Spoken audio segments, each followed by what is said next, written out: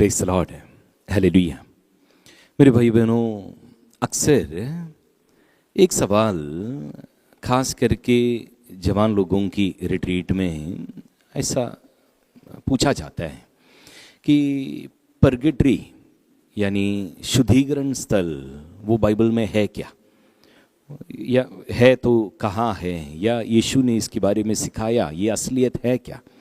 Hallelujah. मेरे भाई बहनों, इसका जवाब हाँ है।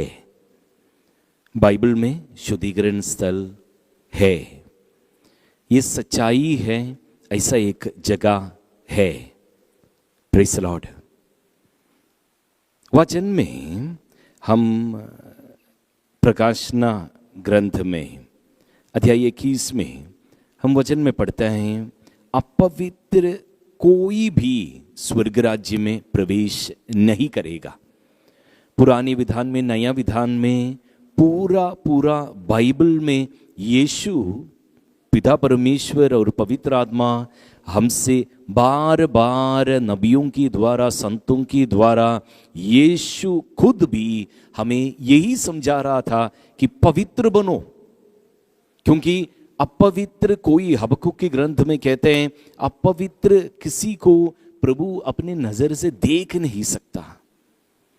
मेरे भाई बहनों, अपवित्र कोई भी स्वर्ग राज्य में प्रवेश नहीं कर सकता। प्रभु की सानिध्य में जो अति पवित्र हैं, उनकी सानिध्य में अपवित्र कोई रह नहीं सकता। हालेलुया। तो सवाल ऐसा पूछा जाएगा कि क्या हम अभी पवित्र है क्या? नहीं, कलीसिया में कोई भी पवित्र नहीं है, कोई भी पवित्र नहीं है। कलीसिया पवित्र है, पर एक एक अंग को चुनकर आप पूछेगा, नहीं, कोई पवित्र नहीं है। संत अगस्टिन, उनको एक बार ऐसा सवाल पूछा गया, उनसे ऐसा इल्जाम लगाया गया, उनके सानिध्य में ऐसा बताया, एक विरोधी प्रचारक उठ खड़े हो गया और वो बोलने लगा, देखो, हम कैथोलिक इसलिए नहीं बन रहे हैं क्योंकि तुम्हारे कलीसिया के सारे बुरे लोग हैं। आपका बिशप स्वामी जी को देखो, जो संत अगस्टिन था, वो दिखाकर बोला, आपके बिशप स्वामी जी को देखो, हम जानते हैं उनकी पुराना जिंदगी कैसा रहा, वो इतना बड़ा पापी था और वो आज तुम्हारा बिशप स्वामी जी है, हम क्यों तुम लोगों के साथ जुड़े। मेरे भाइयों बहनों, इस दुनिया में जो कलीसिया है, हम विश्वासी लोगों का जो गण है, हमें पवित्रता की ओर बढ़ने, पवित्र बनने की कोशिश कर कर जीने बुलाए गए हैं। इसका ये मतलब नहीं है कि जिंदा रहते हुए कोई पवित्र बन गया। हम सबकी मन में, सोच विचार में, दिल में हमारे जो बुरी इच्छाएं, वासनाएं, जो दिल में हम जाने अनजाने में जो जमा कर रखा है, और पुरानी हमारी जिंदगी में आज तक जो अनुभव किया, उसका दर्द में हम किसी के प्रति गुस्सा, ईर्ष्या सब छुपा कर रखा है। हमारी जिंदगी में कई कुछ है जो हमें अपवित्र बना देते हैं। हम कितने सारे भलाई करने की मौका गवा दिया है, कितने सारे लोगों को अनदेखा करके हमारा दिल कठोर बनाकर हम जीता गया। ये हो सकता है कि हमने पाप बिल्कुल कम किया है, पर कई सारे अच्छा भला काम भी हम ना करते हुए हमारे दिल को कठोर बना के रखा होगा। मेरे भाई मेरी बहन, इस दुनिया की जीवन में कोई भी ये नहीं कह सकता कि मैं पवित्र हूँ, मुझ में पाप नहीं है।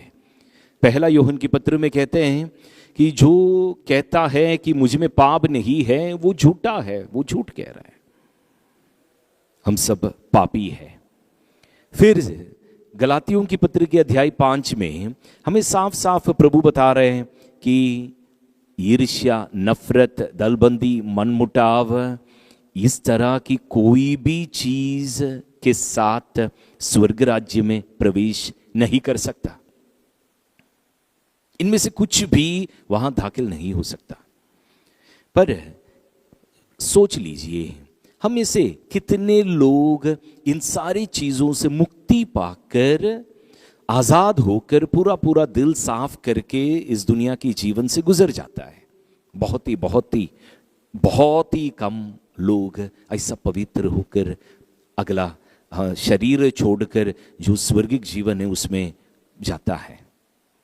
मेरे भाई बहनों, हम सब में अपवित्रता है। और यीशु इसके बारे में कहा, हमें सुसमाचार सुनाना जब यीशु शुरू किया, अध्याय 5 में मत्ती के सुसमाचार में यीशु शुरू किया, और शुरू करते ही यीशु हमसे कहा कि स्वर्ग राज्य हमारा लक्ष्य बनना चाहिए। जब तक धर्मग्रंथी और फरीसी लोगों से ज्यादा हम धार्मिक नहीं बनेंगे, प्रभु की राज्य के प्रति हम धार्मिक जब तक नहीं बनेगा, तब तक प्रभु के राज्य में हम दाखिल नहीं हो सकता। ये प्रभु पहला ही अध्याय में कहा, और उसकी तुरंत बाद प्रभु नरक के बारे में भी बोला। अपने भाई को जो गुस्सा करते हैं, गलत गलत शब्द इस्तेमाल करते हैं भाई के ऊपर, वो नरक की योग्य बनेगा बोला। ये दोनों सच्चाई है। अभी ये दोनों बताने की तुरंत बात है यीशु बलि चढ़ाने के बारे में हमें समझा रहा था। वचन में मत्ती के सुसमाचार की अध्याय 5 में प्रभु ऐसा हमें बता रहे हैं, जब तुम वेदी पर अपनी भेंट चढ़ा रहे हो और तुम्हें वहाँ याद आए कि मेरे भाई को मुझसे कोई शिकायत है, तो अपने भेंट वही वेदी के सामने छोड़कर पहले अपने भाई से मेल करने जाओ और तब आकर अपनी भेंट चढ़ाओ, मेल मिलाप करने के बाद। और इसकी तुरंत बाद प्रभु एक खास बात बता रहा है, ध्यान से सुनिए। कचहरी जाते समय, दुश्मनी के बारे में बताकर प्रभु आगे हमें समझा रहे हैं। कचहरी जाते समय रास्ते में ही अपने मुद्दे से समझौता कर लो, कहीं ऐसा ना हो कि वह तुम्हें न्यायकर्ता की हवाले कर दे, न्यायकर्ता तुम्हें प्यादे की हवाले कर दे और प्यादा तुम्हें बंदी गृह में डाल दे। मैं तुमसे ये कहता हूं, जब तक कोड़ी कोड़ी ना चुका दोगे तब तक वहां से नहीं निकल पाओगे। मेरे भाई बहनों, यहां पे एक सफर के बारे में बता रहा है प्रभु। कचहरी की ओर अपना मुद्दई के साथ हम चल रहा है। ये रास्ता, ये सफर क्या है? यही है हमारा जिंदगी। एक न्यायकर्ता के पास आप और मैं, हम सब के सब खड़ा रहना पड़ेगा। चाहे ईसाई हो, मुसलमान हो, कोई भी धर्म की आदमी हो, हम में से सबके सब इंसान बनकर जो पैदा हुआ, हम सबको एक दिन वो सृष्टिकर्ता पिता के सामने, वो न्यायकर्ता प्रभु के सामने खड़ा होना पड़ेगा, लेखा देना पड़ेगा। हालेलुया। और ये जिंदगी एक सफर है मुद्दई के साथ, हमारा विरोधी लोगों के साथ, हम जिनको पसंद नहीं करता उन लोगों के साथ साथ इसी दुनिया में हम एक सफर कर रहे हैं न्यायकर्ता तक पहुंचने के लिए। प्रभु हमें बता रहे हैं, रास्ते में ही समझौता कर लो। मतलब इस शरीर में जब आप और मैं जिंदा है, अभी भी जान जब बचा है, मतलब आज के दिन समझौता कर लो। कल की कोई भरोसा नहीं है। आप या मैं नहीं जानता कि ये जिंदगी कल होगा या नहीं। हमें अगला पल जिंदा रहने के मौका प्रभु दोगे या नहीं, ये आपको या मुझे नहीं पता है। यीशु बता रहे हैं, रास्ते में ही आज जब जिंदा है, आज के दिन अब समझौता कर लो। क्योंकि अगर नहीं करने से, न्यायकर्ता के सामने पहुंचने से, न्यायकर्ता अपने सेवकों की हवाले हमें कर देगा। शायद हम ऐसा बोल देगा कि गलती हमारा नहीं है, उसका है, उसको माफ करना चाहिए, उसको माफी मांगना चाहिए। नहीं मेरे भाई बहनों, इसीलिए पहले प्रभु ने कहा, बलि चढ़ाने से पहले अगर तुम्हें पता चले कि तुम्हारे भाई को तुमसे कोई शिकायत हो तो मेल मिलाप करो। इसलिए प्रभु ने बोला, क्योंकि प्रभु पहले से जानते हैं कि हमारा दिल कैसा है, हम क्या क्या एक्सक्यूज बोलेंगे, ये प्रभु को सब अच्छे से पता है। मेरे भाइयों बहनों, यीशु चाहता है कि उनके सामने पहुंचने से पहले हर तरह की ईर्ष्या, नफरत, दलबंदी, मनमुटाव सब कुछ खत्म करके, सारा दुश्मनी खत्म करके हमारा दिल को शांति से भर के, प्यार से भर के हम उनके सामने पहुंच जाए, क्षमा करके, क्षमा पाकर उनके सामने पहुंच जाए, कि ताकि किसी को हमसे कोई शिकायत ना हो। ना होने से, अगर ऐसा नहीं करने से क्या होंगे, हमें सेवकों की हवाले कर दिया जाएगा।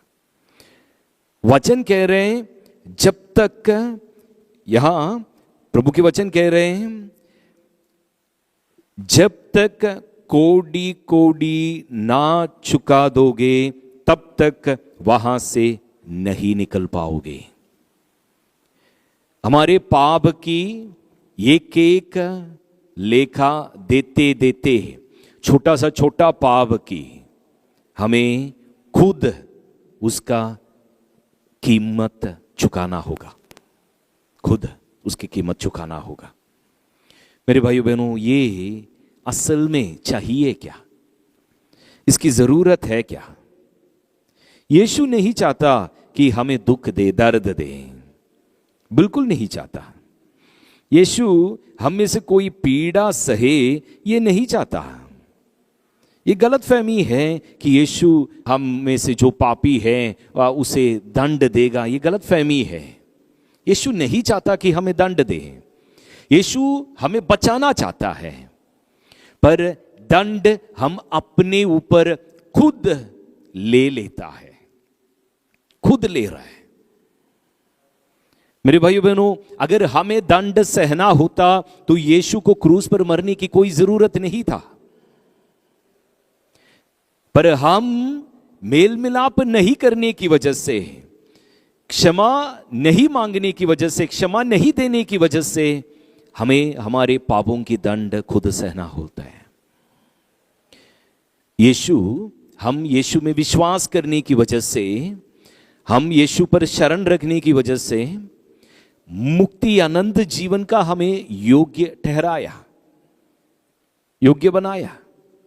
इसलिए हम नरक तो नहीं जा सकता, शैतान को हमारे ऊपर पूरा पूरा अधिकार नहीं मिल सकता, पर उसी समय हम जो दूसरों को क्षमा नहीं किया या जो पश्चाताप नहीं किया जिन पापों की वजह से, उन पापों की कीमत, और जो माफ नहीं किया उसका कीमत खुद हमें चुकाना पड़ेगा। Hallelujah, praise the Lord. ये इसके बारे में और एक बार यीशु फिर से हमें सिखाया मत्ती की सुसमाचार में अध्याय 18।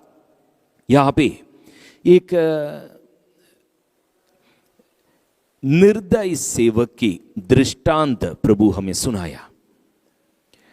वाक्य 23 से लेकर प्रभु ने बोला, एक सेवक की कहानी। वहां पहला वाक्य ध्यान से पढ़िए।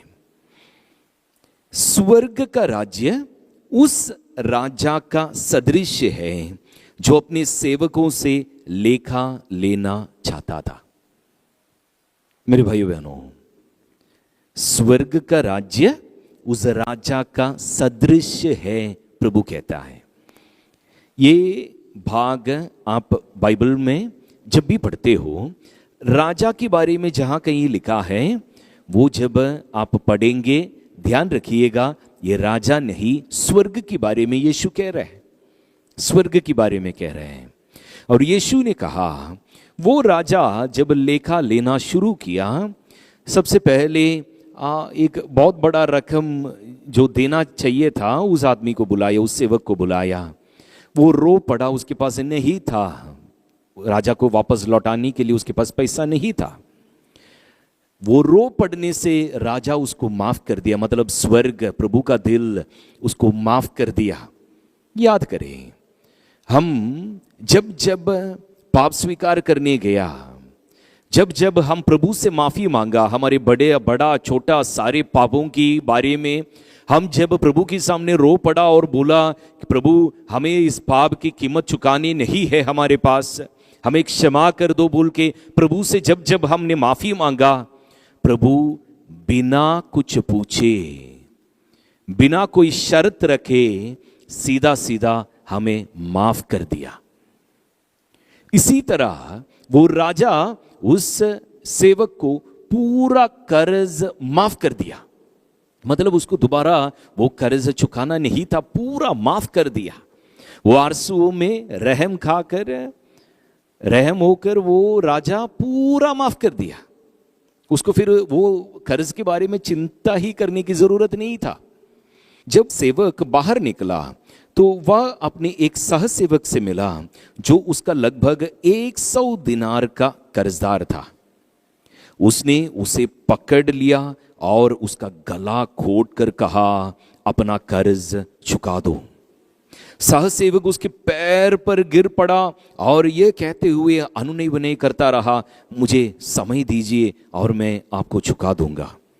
परंतु उसने नहीं माना और जाकर उसे तब तक के लिए बंदी गृह में डलवा दिया जब तक वह अपना कर्ज ना चुका दे। मेरे भाइयों बहनों, प्रभु बिना कोई शर्त का हमारे सारा कर्ज, सारा पाप, हमारा सारा दंड, जिसकी वजह से हमें नरक में अनंत काल पड़े रहना था, दर्द सहना था, पीड़ा सहना था, वो सबसे हमें छुटकारा दिया। अनंत काल का स्वर्ग के लिए हमें योग्य बनाया। पर हम हमारे भाई बहनों को जो माफ नहीं करता, उसकी वजह से हमें भी दोबारा दंड सहना पड़ता है। आगे बढ़िए, यहाँ प्रभु कहते हैं, स्वामी ने जब वो उसका सहसेवक से माफ नहीं किया, तब स्वामी ने उस सेवक को बुलाकर कहा, दुष्ट सेवक, तुम्हारी अनुनय विनय पर मैंने तुम्हारा वह सारा कर्ज माफ कर दिया था। तो जिस प्रकार मैंने तुम पर दया की थी, क्या उसी प्रकार तुम्हें भी अपने सहसेवक पर दया नहीं करनी चाहिए थी? और स्वामी ने क्रोध होकर उसे तब तक के लिए जल्लादों के हवाले कर दिया जब तक वह कोड़ी ना चुका दे। यदि तुम्हें हर एक अपने भाई को पूरे हृदय से क्षमा नहीं करेगा, तो मेरा स्वर्गिक पिता भी तुम्हारे साथ ऐसा ही करेगा। मेरे भाई बहनों, उसका वो बड़ा कर्ज जो था पूरा माफ कर चुका था। पर अंत में न्यायकर्ता के सामने जब वो पहुंचा, राजा के सामने जब उसको लेखा लेना पड़ा, उस समय उसको पूरा माफ कर दिया था। अपना भाई को, सहसेवक को जो उसने माफ नहीं किया, उसकी वजह से जो पहले माफ कर दिया था, वो कर्ज का उसको दोबारा से पूरा चुकाना पड़ा। जल्लादों के हवाले बंदी गृह में उसको दे दिया। ये बंदी गृह जिसके बारे में अध्याय 5 में यीशु ने कहा, ये बंदी गृह जहां पर कोड़ी चुकाना पड़ता है। हमारे गलतियों की कीमत, हमारे क्षमा नहीं करने की वजह से जहां हमें करना पड़ता है, इस जगह का नाम कलीसिया हमें सिखाता है, परगटरी है, शुद्धिकरण स्थल है। इस जगह से बचने के लिए क्या करना है? मेरे भाइयों बहनों, पूरी दिल से आपकी सारे चारों ओर जितने भी लोग हैं, सबको माफ करो, सबको माफ करो। यीशु की क्रूस द्वारा जो मुक्ति हम हासिल किया, वो मुक्ति आपके लिए, मेरे लिए मुफ्त है। पर उससे हमें दूर करने वाला एक बड़ी बाधा है, हमारा ईर्ष्या, नफरत। हम जो मनमुटाव करके जो लोगों को दूर करके रखा है, इसकी वजह से हमें दोबारा से दंड सहना शायद पड़ेगा। शुद्धिकरण स्थल में वैसा ही देखो, जल्लादों की हवाले, सेवकों की हवाले प्रभु की वचन कह रहे हैं, ये इन्हें कम मत समझना, पीड़ा सहना पड़ेगा। पहला कुरिन्थियों की पत्र में फिर से प्रभु की वचन इस जगह के बारे में हमें सिखाता है। अध्याय 3 में वाक्य 11 से 15 में एक आग के बारे में कहता है जिसके द्वारा हमें शुद्धि किया जाएगा, उसकी बिना कोई भी प्रभु की दर्शन नहीं कर सकता। ये आग, ये पवित्र आग जिसके द्वारा हमें शुद्धि किया जाएगा, उस आग की जगह है शुद्धिकरण स्थल। मेरे भाइयों बहनों, अगर इसी दुनिया की जीवन में शरीर में रहते हुए अपने आप को शुद्ध करने की, शरीर और मन को शुद्ध करने की पूरा कोशिश आप और मैं करेगा, तो हमारा शुद्धिकरण का ये समय, ये आग से जो गुजरने का समय जो है, इसको हम कम कर सकता है या ना भी कर सकता है। यीशु नहीं चाहता कि आप दर्द सहें। और शुद्धिकरण स्थल, ये समझ लीजिए, बड़ी आशा की जगह है, क्योंकि हमें पता होता कि ये शुद्धिकरण के बाद हम प्रभु की दर्शन करने वाला है। तो बड़ी आशा की जगह है। पर उसी जगह हमारे, देखो, पवित्र आत्मा की अभिषेक, कई बार मैंने देखा है, पवित्र आत्मा की अभिषेक नया नया जब पाता है, लोग टूट पड़ता है, रो पड़ता है, पता नहीं होता कि किस बारे में रो रहे हैं। कभी कभी पुराने पापों को याद करके पश्चाताप करके रो पड़ता है। पश्चाताप पवित्र आत्मा की एक सबसे बड़ी वरदान है। और पवित्र आत्मा ये जिंदा रहते हुए हमें दे, ये अच्छी बात है। शरीर से अलग होने के बाद बड़ा दर्द से गुजरना पड़ेगा। मेरे भाई मेरी बहन, आज अब जब मौका है, पश्चाताप करे, सारे पापों की प्रति पश्चाताप करे और सारी ईर्ष्या नफरत छोड़ दे, ताकि बड़े समय का, ये शरीर में हम छोटा सा समय जी रहे हैं, 70, 80 या 100 साल भी जिंदा रहे इस शरीर में, तो भी ये जिंदगी बहुत ही छोटा है। याद रखें, शरीर छोड़कर जो समय हमें इसकी कीमत जो चुकाना पड़ेगा, कोड़ी कोड़ी चुकाना पड़ेगा, वो समय बड़ा लंबा हो जाएगा, बड़ा लंबा हो जाएगा। मतलब प्रभु की दर्शन के लिए हम इंतजार करते करते थक जाएगा। प्रभु की महानता हमारी आंखों की बस एक एक कदम आगे रहेगा, पर हम उनके दर्शन नहीं कर पाएगा। बड़ा दर्द की जगह है शुद्धिकरण स्थल, बड़ी पीड़ा की जगह है।